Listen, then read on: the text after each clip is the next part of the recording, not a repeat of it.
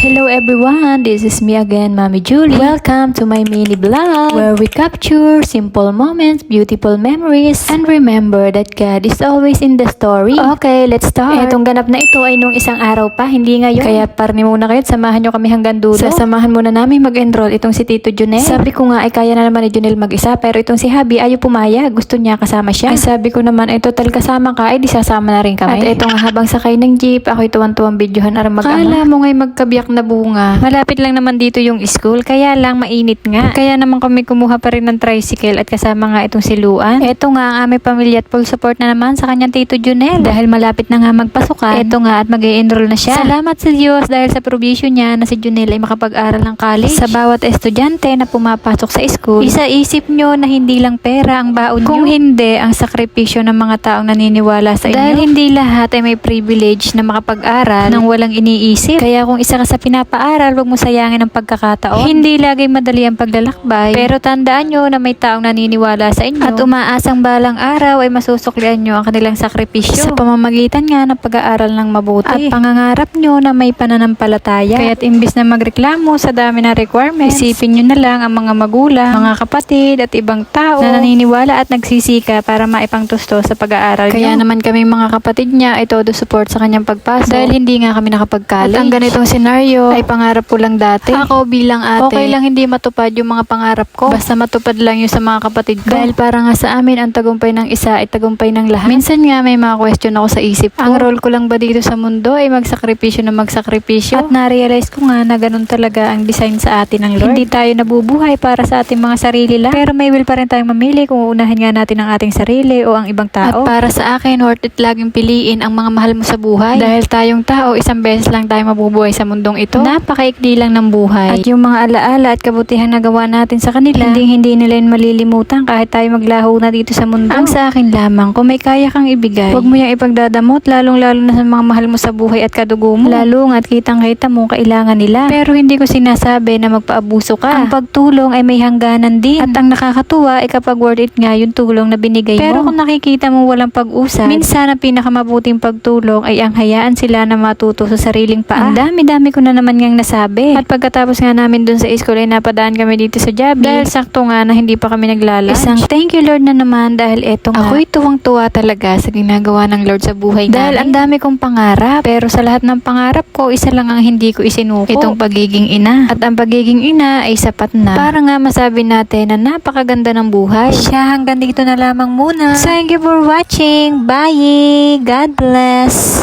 Koto Candy. Puta SM. Koto Candy. Koto Candy.